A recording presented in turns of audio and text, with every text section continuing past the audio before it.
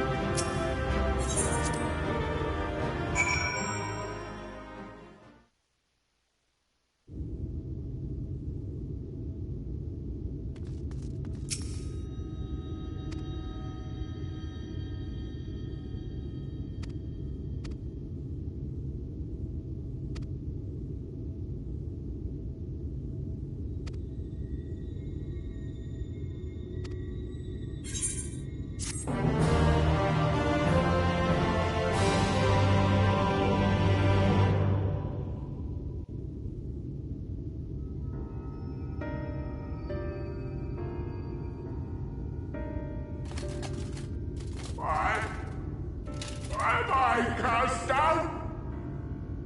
But it is you who are the villains.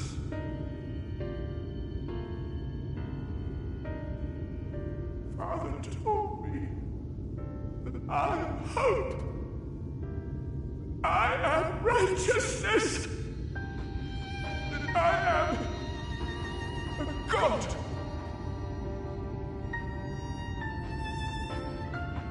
That is why I was born, as man and sin eater both.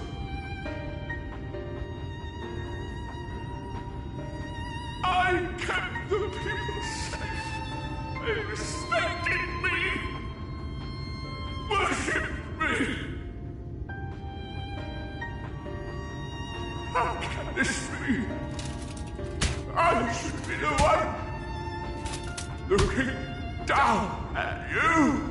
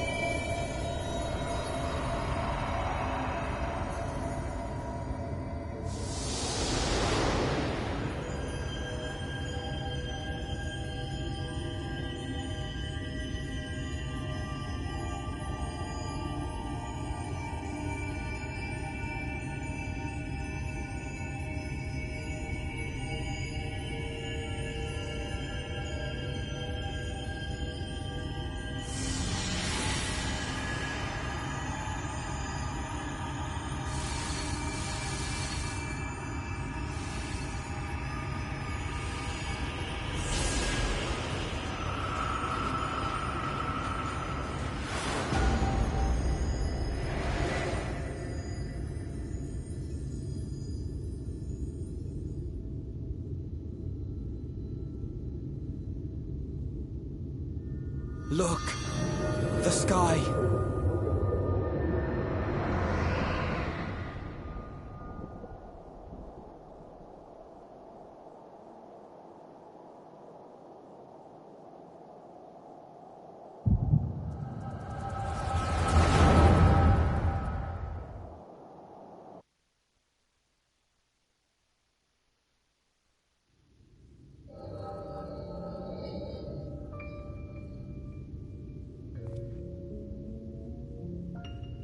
Fools! Were it not for my decisive action, the whole city would have been overrun, razed to the ground. Yet they dare to complain about casualties? Spare me. I'll wager they were put up to it by those wretches who seek to usurp me. They're stirring up the citizenry. But if they think I will yield to the likes of them, they are gravely mistaken. To be subjected to such deplorable treatment, such ingratitude. You have my sympathies, sir. You do so much good for this city, and you could do so much more were you not surrounded by fools.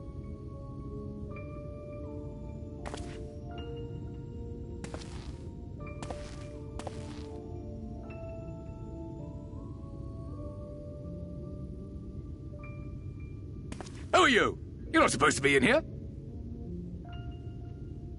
My apologies for the intrusion, but I come bearing a proposal, one that will ensure the longevity of your reign.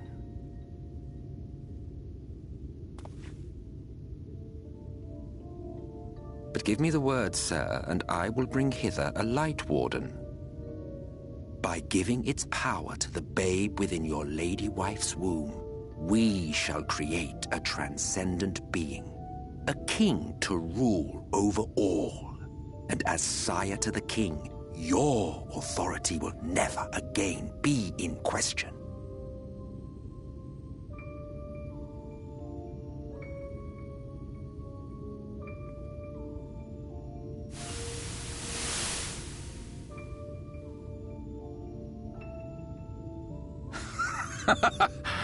Amazing. Before my Vothri, they behave as docile pets. With this gift, my line should be guaranteed power for perpetuity. We shall rule the whole world. By all means, sir. United under Yulmor's banner, men will cease fighting and abandon their ambitions. Thus, they will grow fat and complacent, and in their sloth, seal your supremacy.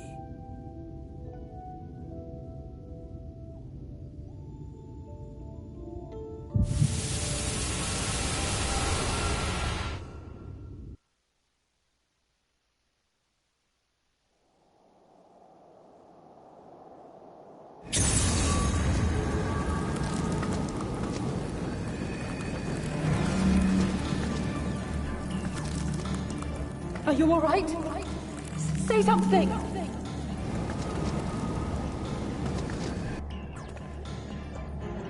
"12 for Fend. She cannot contain the light. She's beginning to turn. Eorzea, if you've aught up your sleeve, now is the time.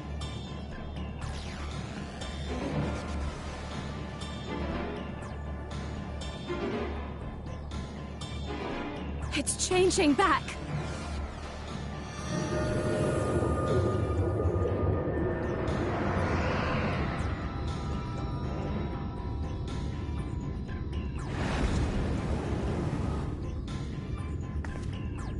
The combined power of every Light Warden is too terrible a burden for any one soul to bear. And so I shall relieve you of it.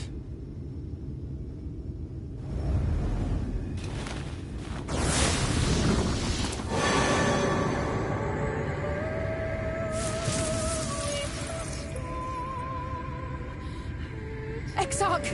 What are you doing?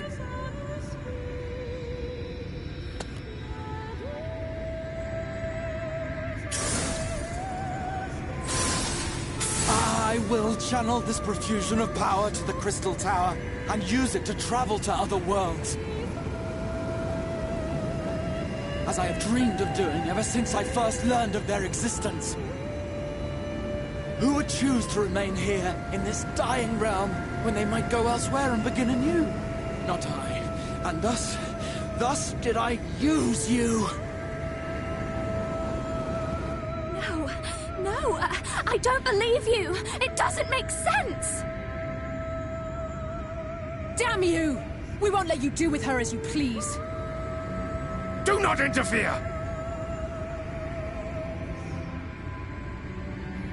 Please, I beseech you all, let him go!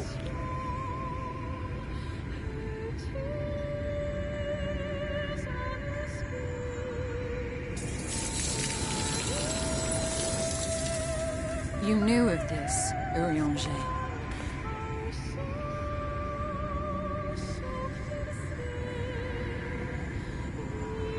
"'Tis all a fiction.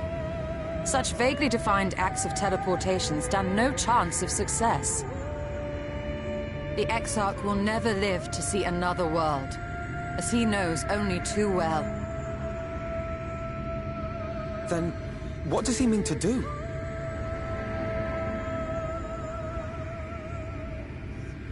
He means to take the light with him into the rift, where he will die. From the beginning, he intended to sacrifice himself to save our friend and Norvrend.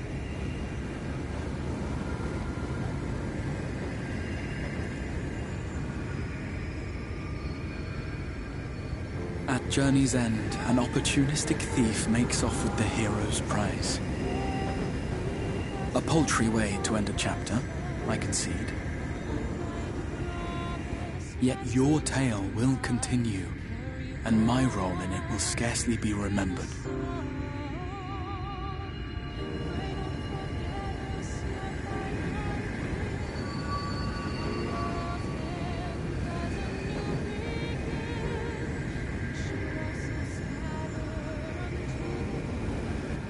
Worry not. Whatever should become of me, I will be happy and free safe in the knowledge that I have played my part.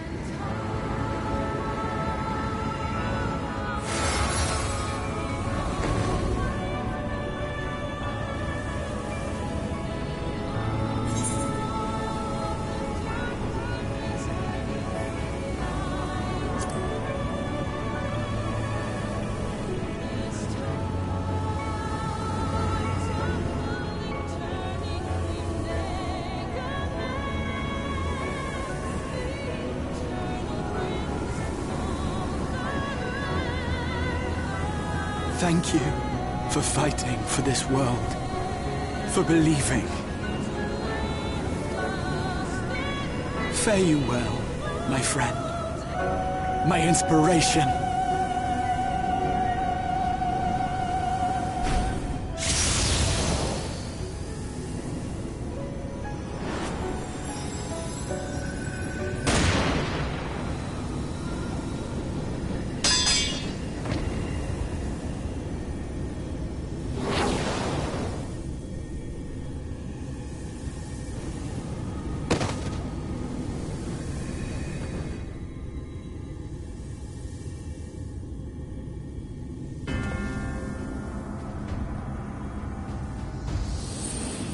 Only those who possess the royal eye of the Allagan Imperial line are capable of controlling the Crystal Tower.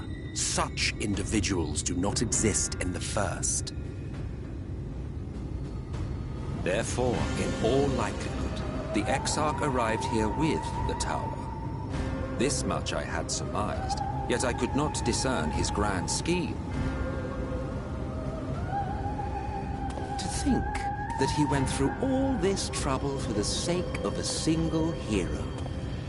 It's almost admirable in its absurdity. Alas, it is not your grand scheme that will succeed, but ours. You bastard! Stay put. Your friend is still alive, but whether he remains so depends on you.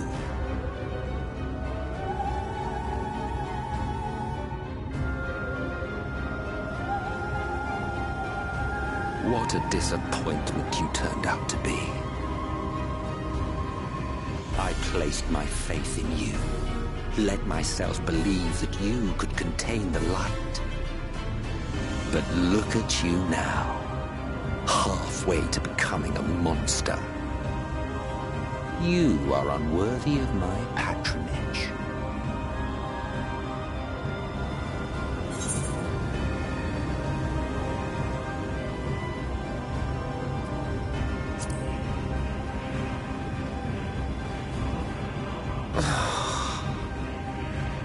I am an Ascian. My heart's sole desire is to usher in the great rejoining. 100 years ago, I entrusted my comrade Logriff with the task of increasing light's sway over this world. This we sought to do by manipulating heroes. When that failed to achieve the desired result, I created Vorthri. Thanks to your meddling, that too has ended in failure. What was your true purpose in approaching us? By your 12, boy, have I not told you before that everything I said was the truth? You were specimens by which I might gauge man's potential as it stands. I genuinely had an interest in you. Genuinely considered taking you on as allies. Provided she could contain and control the light. If not, then she, and by extension you, would be of no use to me. 'Twas as simple as that. So, we've been found wanting. How disheartening.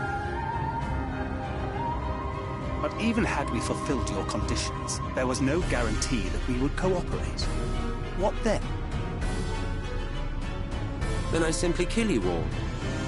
At the very least, it would restore the world to the way it was before you went about trouncing Lightwalkers willy-nilly. Suffice it to say, it would be most inconvenient to have all that light taken away. And I would be lying if I were to claim his actions didn't have me worried.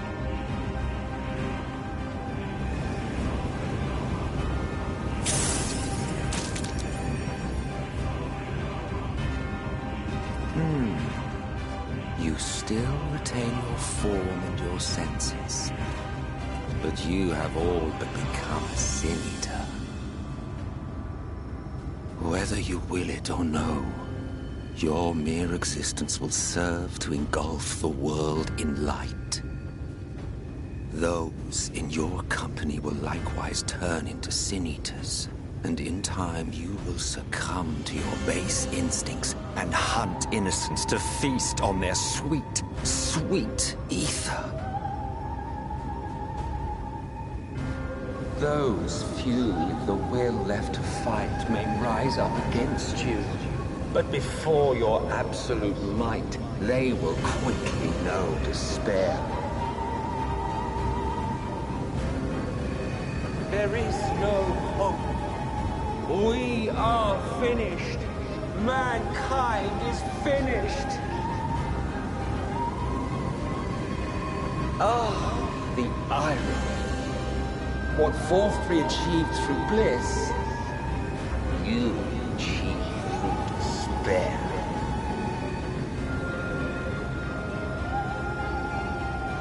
But I have overstayed my welcome. I shall look forward to seeing you bring the world to its knees, hero.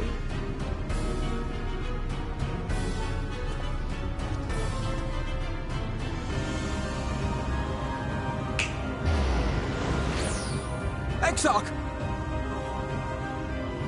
I have naught to show for all the time and effort I invested in you. He is a small token for my troubles. I did not expect that I could learn aught from man, but I may yet learn something from all the knowledge he had hoarded for his precious hero.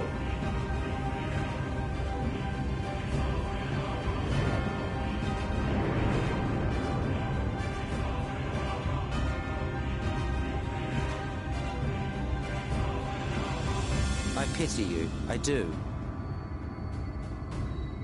Your friends are now your foes. If you do not kill them, they will kill you. When it all becomes too much to bear, seek me out at my abode in the dark depths of the Tempest.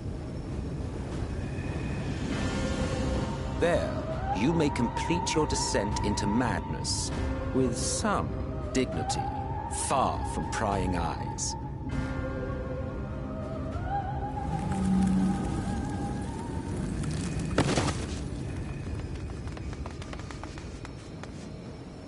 Till then, I bid you farewell. Eater.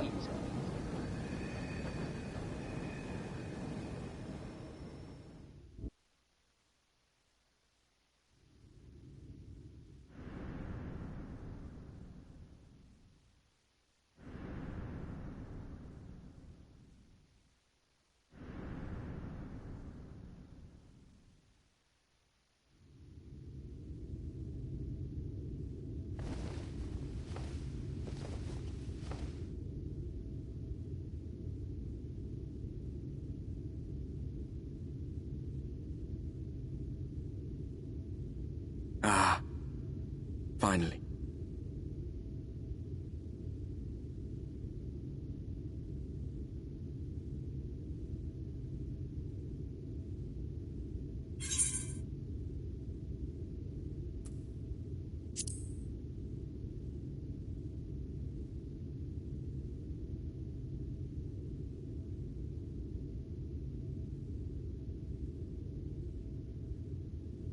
After you collapsed, Emmet's self vanished. Then Reen did what she could to stay the raging of the light within your body. Thanks to her, you're still you, but she's only delayed the inevitable.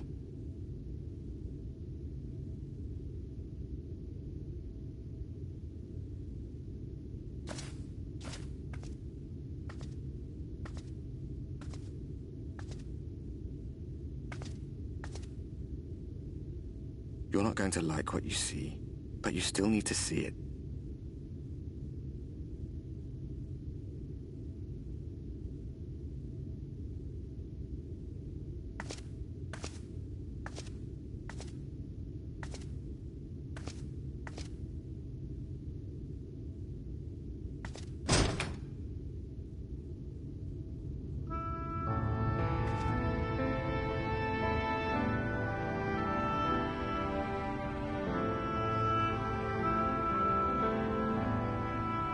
Like this all over. The whole of Northrats is shrouded in light again. And it's because of you, and the power you absorbed from the Wardens.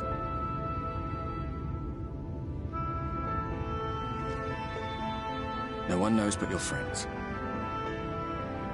When they carried you down from the mountain, they told everyone waiting below that they didn't understand why the light had returned. Now they're out there trying to allay the people's fears, while searching for a way to save you.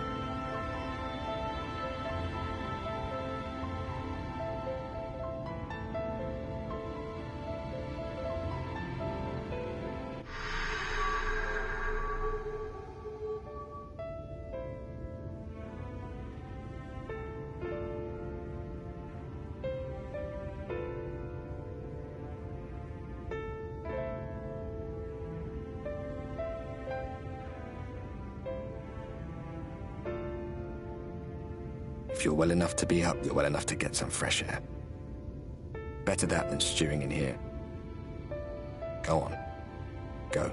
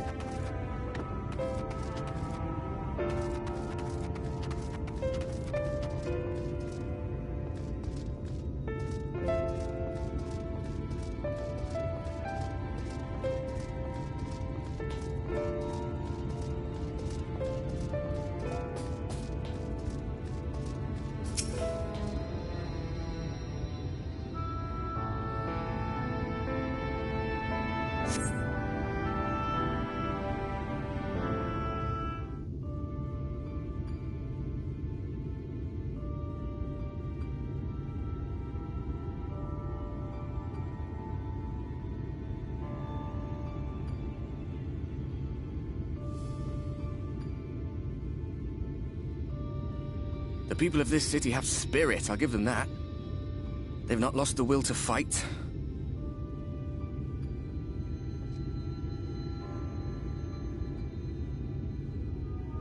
I can imagine how torn you must feel, looking at that sky, knowing what it means to everyone, and that you're responsible.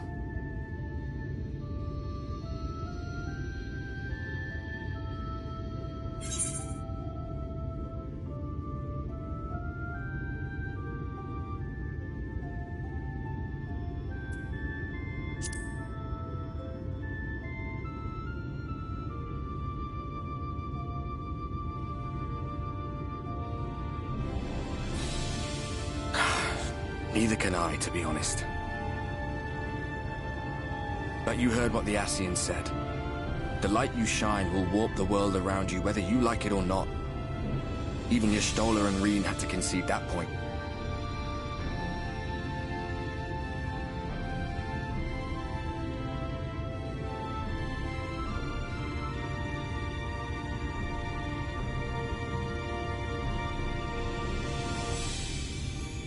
You're in a corner, and there doesn't seem to be any obvious way out.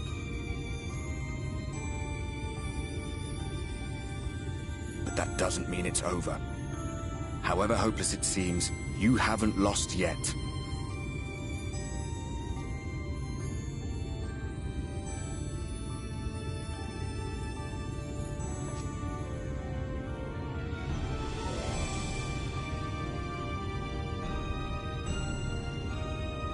I remember looking up at the sky like this before.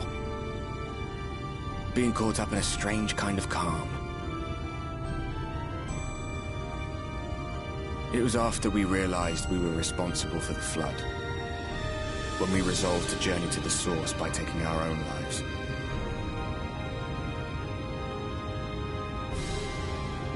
One last sacrifice. One last fight.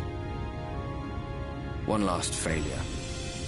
And then the Oracle appeared and, well, you know the rest. There were times in the years and decades that followed when I wondered if we might not have been better off just letting the rejoining happen.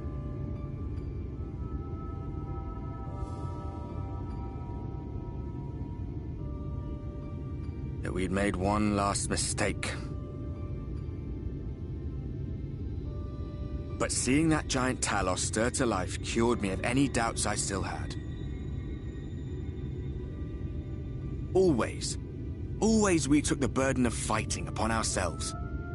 That's what heroes do, isn't it? So we never had the chance to see anything like that. Our people coming together as one.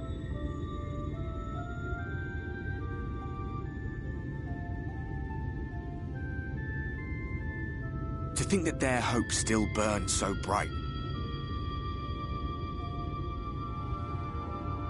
That they were still so eager to live, they would lift up their fellows, one on top of the other, till they reached the sky.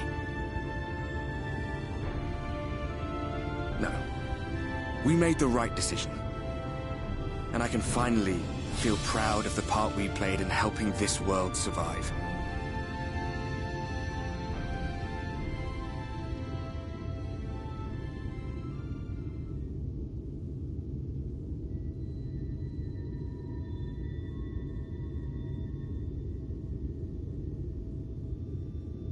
Well, come on then.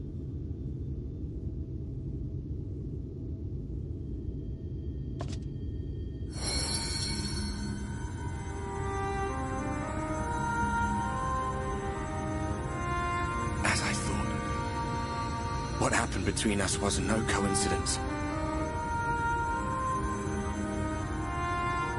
My story may be finished, but the fates have gifted me a minor role in yours.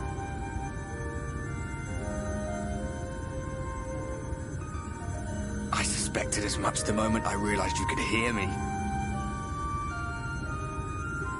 But it's hard not to doubt yourself when you're the man who caused the flood. I was afraid to do anything more than watch for fear of making things even worse. But no longer. After all, The path I once walked is now yours to finish.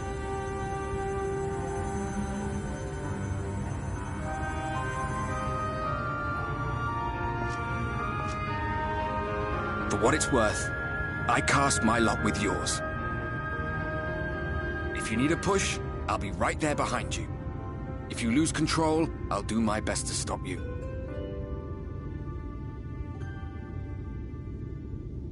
So, let us be about it, hero.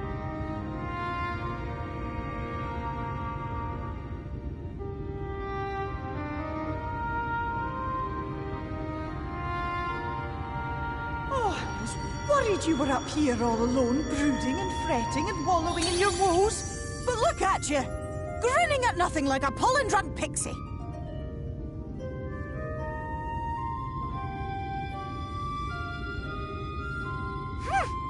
Look at what you've done to your ether. It's a mess. And you have cracks running all through that pretty soul of yours. My poor little sapling. Whatever am I to do with you?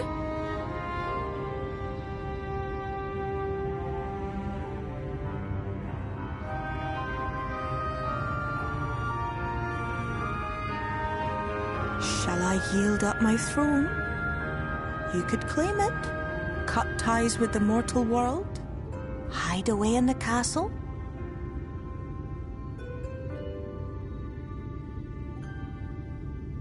It won't fix the problem, but would it really matter?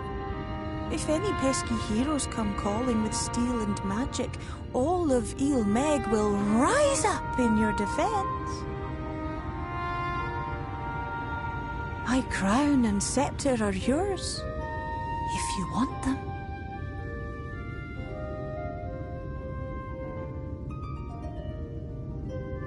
What? Don't give me that look! Of course I knew before I asked that you'd never ever heed such a wicked suggestion.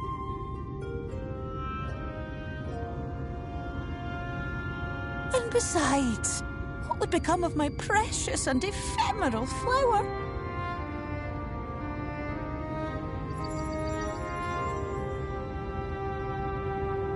My dear beloved sapling. You are lost, confused, and have precious little time to gather your wits. Your kind is always so preoccupied with what lies ahead, and so we muddle your vision with fog and glamour. But such trickery is easy to see through. Stand very, very still. Think not of where you need to go, but where you are right now at this moment, at this time, in this place.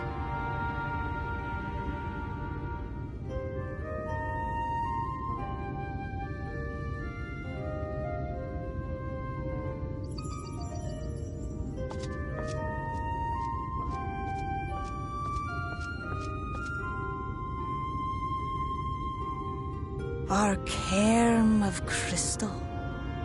From shadowed hood he watched you go, his ruby eyes with warmth aglow.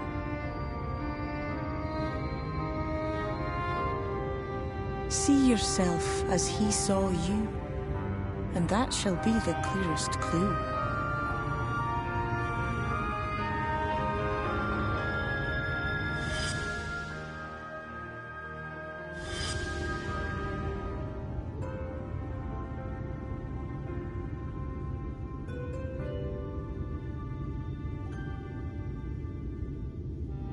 You stand in his garden, dear sapling. Ask his flowers what they know, and you will surely find an answer. But what will you do with it, I wonder? I'll be watching and waiting. Waiting and watching.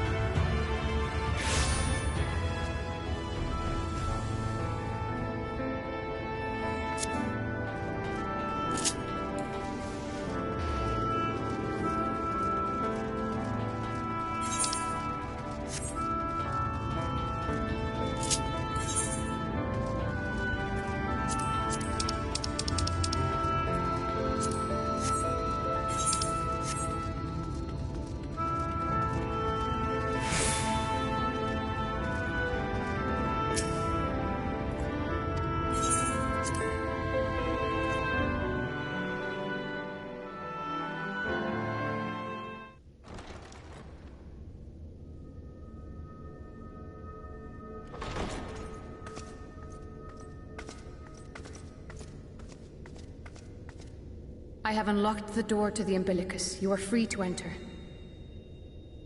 Once you have what you require, I'll see it sealed once more. Until then, I will remain without.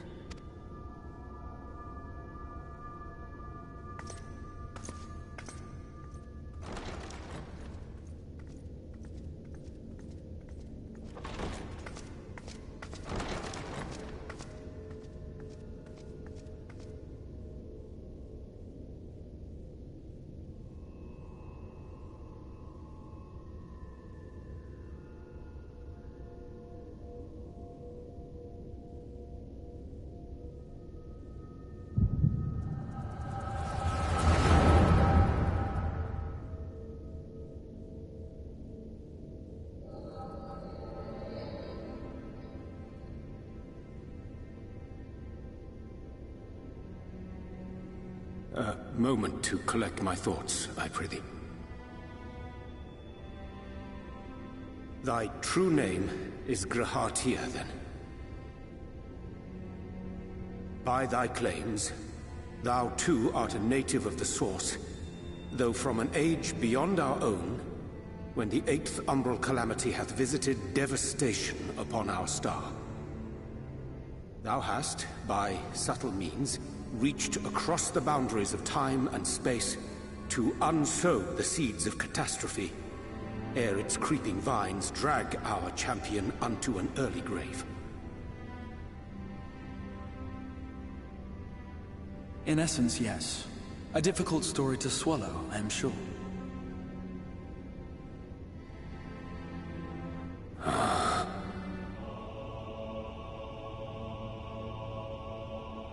I doubt not the veracity of thy words, not the account of thy coming, nor that of the fated calamity. Yet my mind straineth still to apprehend the enormity of this tale. Wouldst thou favor me with a gradual unfolding of its chapters? Certainly. But where to begin? I should start with those great minds who survived the calamity. Cid Garland being perhaps the greatest. In hopes of staying the unending tides of war, he and his fellows pursued all manner of possible solutions. One of these was rooted in a theory which unified several fundamental principles discovered over the course of the Warrior of Light's adventures. It proposed a method by which one could enter the River of Time, traverse the rift, and leap between worlds. Perfecting that idea, however, was a work which consumed their lifetimes, and thus was it left to future generations to decide whether theory would be put into practice.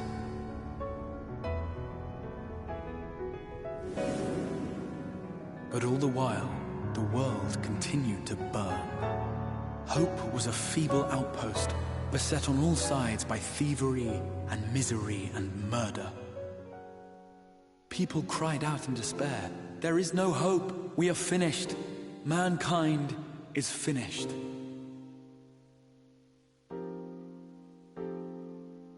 Then others raised their voices in answer. Though we be beyond salvation, those who came before may yet be saved. We will forge a crossroads and pave the way for a different future. By the wisdom of our forebears, we will prevent this calamity from ever having come to pass.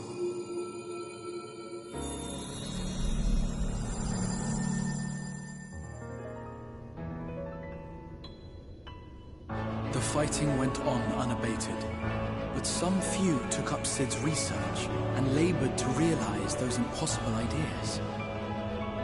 After 2 centuries of labor, their descendants finally succeeded in awakening the Crystal Tower, an integral part of the process, and, in doing so, roused its caretaker, me.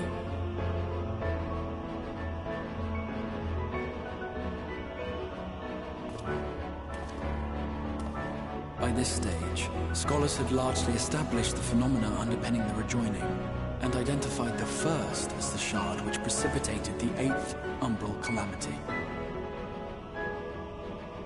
This grand structure was already capable of storing the energies required to attempt the translocation.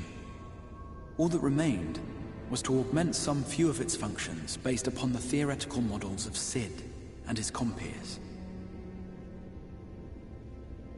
And by means of such technologies didst thou effect thine arrival in the first, to an age before this star had joined with the Source.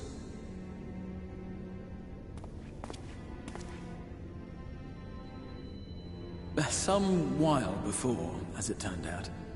'Tis all but impossible to predict how time will flow between one world and the next, and we missed our mark by almost an entire century. But this only worked in our favor. The Sin Eaters could not be defeated without the blessing of light, and summoning the only woman who might stand a chance against them would require decades of preparation.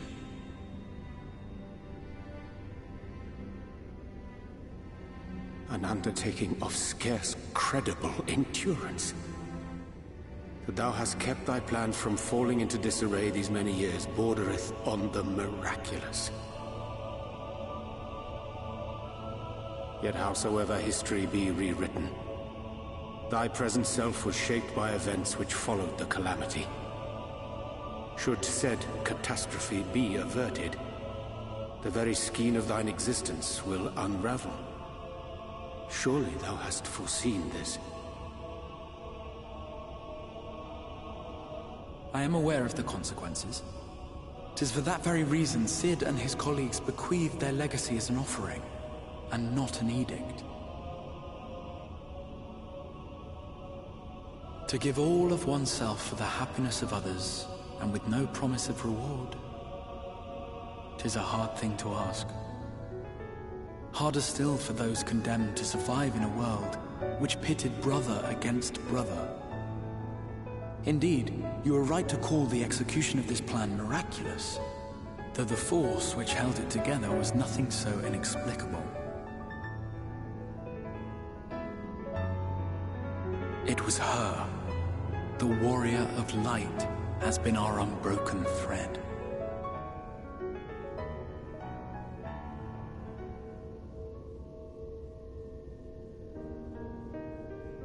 Where others would stumble and fall, she would rise above. Where others would break and run, she would carry on. The Warrior of Light's tale is one of unyielding bravery. To tell it was to feel courage. To hear it was to feel hope. It was a breath of inspiration in an age of suffocating shadow.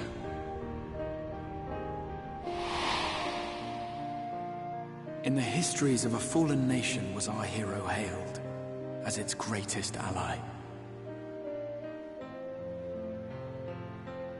In the time-worn pages of a noble's memoirs were her deeds joyously retold. For many, these stories were the flame which warmed them through the coldest of nights.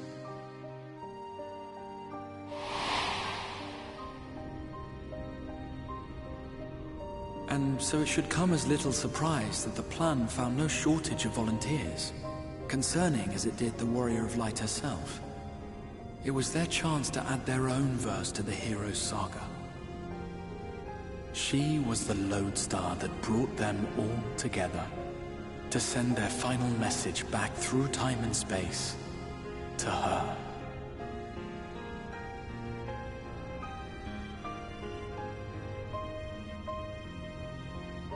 The light of your legacy was our torch in the darkness. Burn bright again and live.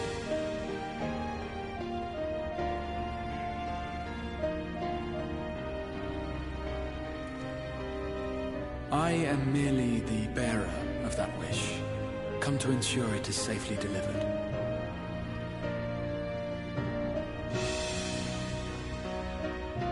Wherefore sharest thou this burden with me and no other? What wouldst thou have me say? That you will be my accomplice?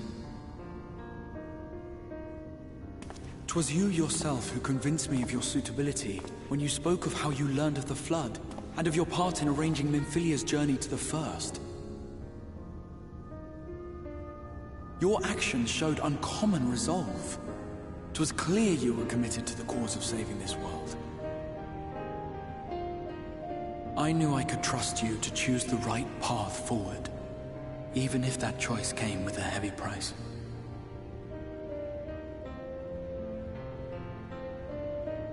What price?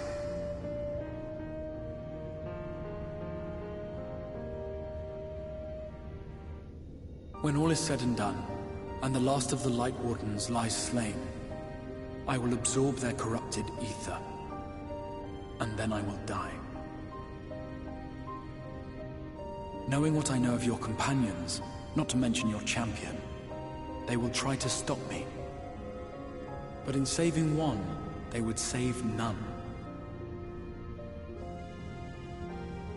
Therefore, I implore you to aid me in concealing my identity and ensuring this tale ends as it must. To this end, I would have you take what I have told you of the Calamity and make of it a portent, a prophetic vision you beheld in the swirling chaos of the Rift.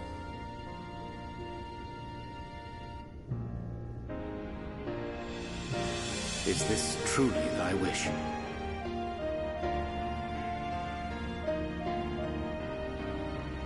History remembered the Warrior of Light, as I knew it would. And I will suffer no other to rescue the champion whose star has charted my course.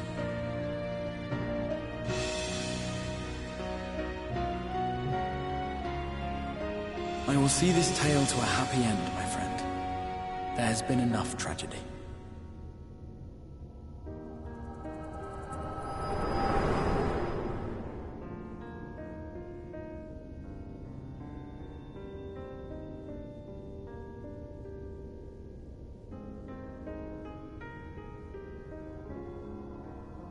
Careful now. If you lose control again, the light could claim you for good. Although it's probably only a matter of time before you succumb to the change in any case.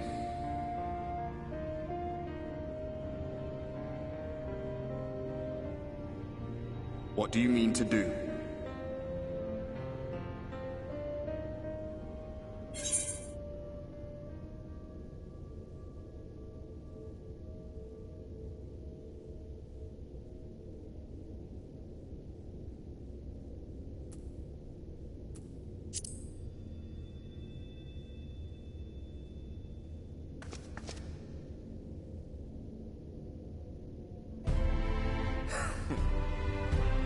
We should be on our way. Dacian mentioned the Tempest, did he not? That's the stormy seas around Calusia to you. His lair must be down there somewhere, hidden beneath the waves.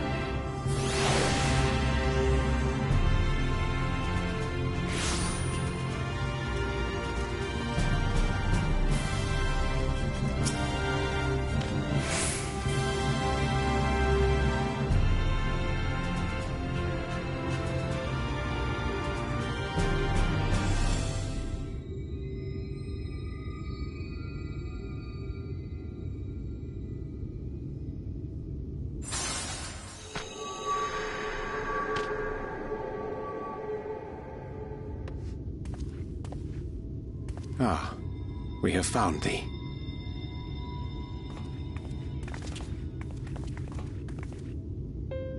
Word reached us of thy recovery, and thus did we gather with all haste.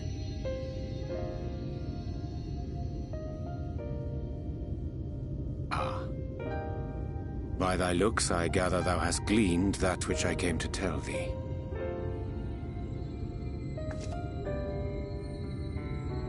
Eorzea has shared everything with us. The Exarch's true identity and purpose.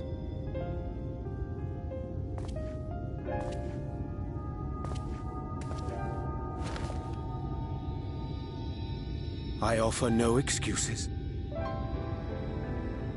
When I agreed to aid the Exarch with his plans, 'twas in full acceptance of the condemnation I would face when my duplicity was laid bare. Yet it is not rancor, but resolve that I sense in thee. Thou art fully intent upon walking thy path to its end, art thou not? If thou canst forgive my deception, or, failing that, set aside thy displeasure for a time, I do beg leave to follow thee. What strength and wisdom I possess are thine to command.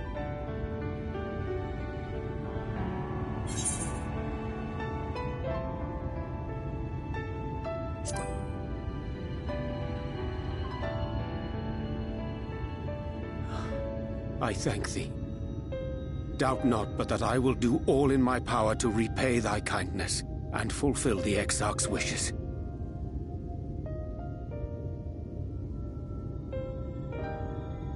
I'm sorry, but I don't think this is a good idea.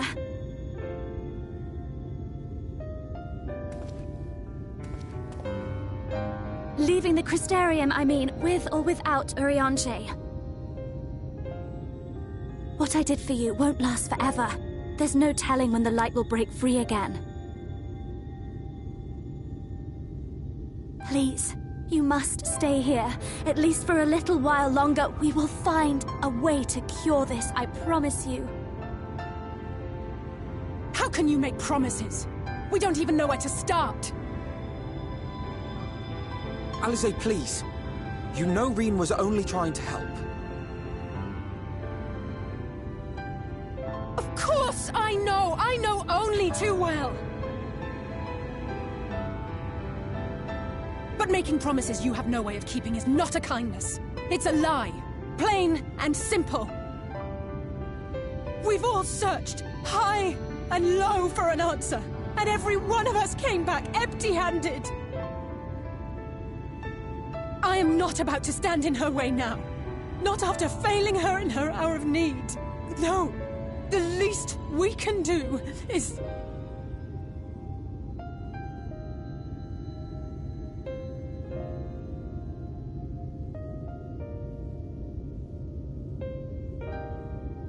We will go with you as well. There is naught to be gained by standing still. Indeed, we have exhausted every other avenue. Lead, and we shall follow. If there is any hope to be found, then we will surely find it at your side. Are we all in agreement, then?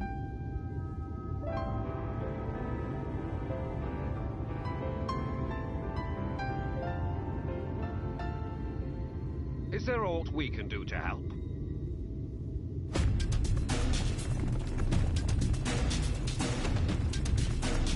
Though we may not know the whole story, we do know you're in for a fight.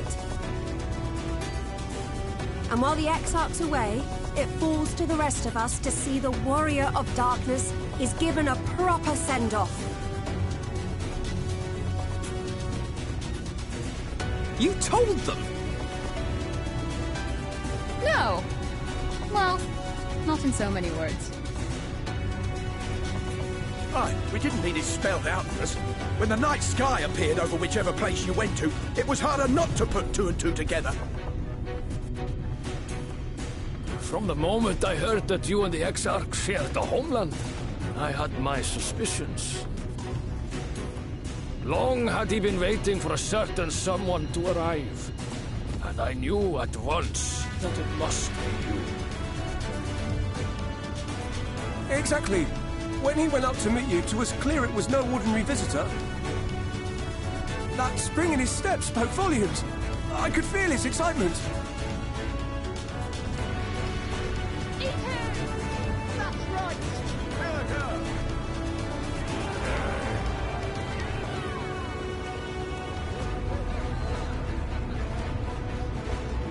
We do not fully understand where you or the Exarch hail from, or why you've all done so much to protect us. But we are deeply grateful nonetheless. So, if there is anything at all we might do to aid your journey, you need only name it. What would you have of us?